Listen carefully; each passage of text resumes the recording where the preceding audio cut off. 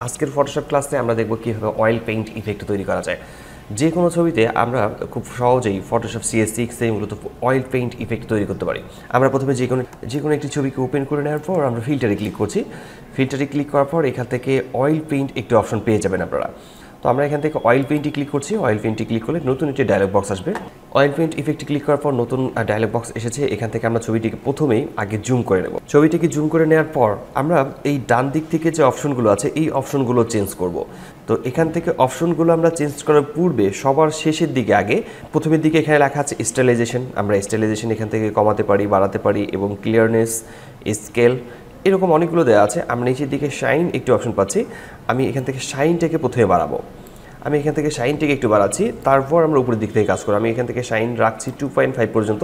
এর পরবর্তীতে আমরা এই শাইনটাকে আবার কম বেশি করে নেব। আমরা শাইনটাকে বাড়ানোর পর তারপরেই আমরা চলে আসব প্রথমের দিকে। প্রথমের দিক থেকে আমরা স্টাইলাইজেশন এখান থেকে বাড়াবো। এখান থেকে 10 পর্যন্ত বাড়ানো যাবে। আমরা 10 পর্যন্ত বাড়াতে পারবো, কিন্তু এখান থেকে 10 পর্যন্ত না বাড়িয়ে আমরা এখান থেকে বাড়াবো 4.5 অথবা 5 পর্যন্ত। আমি এখান থেকে 5 পর্যন্ত রাখছি স্টাইলাইজেশন। এরপর হচ্ছে ক্লিয়ারনেস, এখান থেকে আমরা অল্প একটু বাড়াবো। তো আমরা এখান থেকে ক্লিয়ারনেসটাকে বাড়াবো 1.5 পর্যন্ত। আর চাইলে সেখানে টাইপ করা যাবে। আমরা যদি এখানে টাইপ করতে চাই তাহলে টাইপ করেও আমরা এটাকে বাড়াতে পারি, কমাতে পারি। স্কেলটাকে আমরা অল্প একটু বাড়িয়ে নেব। আমি এখান থেকে স্কেলটাকে বাড়াচ্ছি 1 পয়েন্ট অথবা 2 পয়েন্ট পর্যন্ত। আমরা এখান থেকে স্কেলটাকে রাখছি 2 পয়েন্ট পর্যন্ত। আমরা চাইলে এখানে টাইপ করতে পারি। আমি এখানে টাইপ করে লিখছি 2।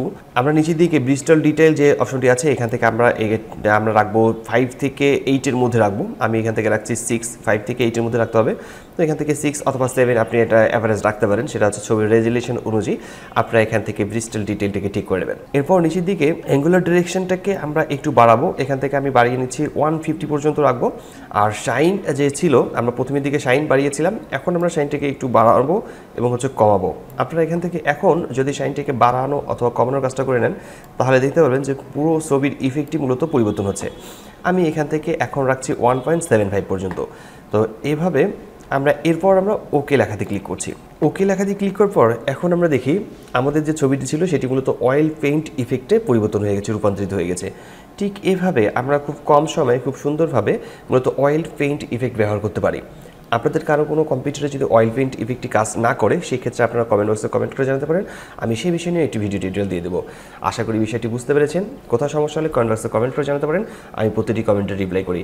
আজকে টিউটোরিয়ালটি এখানে শেষ করছি। দেখা হচ্ছে ফটোশপের নতুন কোনো টিউটোরিয়ালে। ততক্ষণ পর্যন্ত সবাই ভালো থাকবেন, সুস্থ থাকবেন। ধন্যবাদ সবাইকে। আল্লাহ হাফেজ।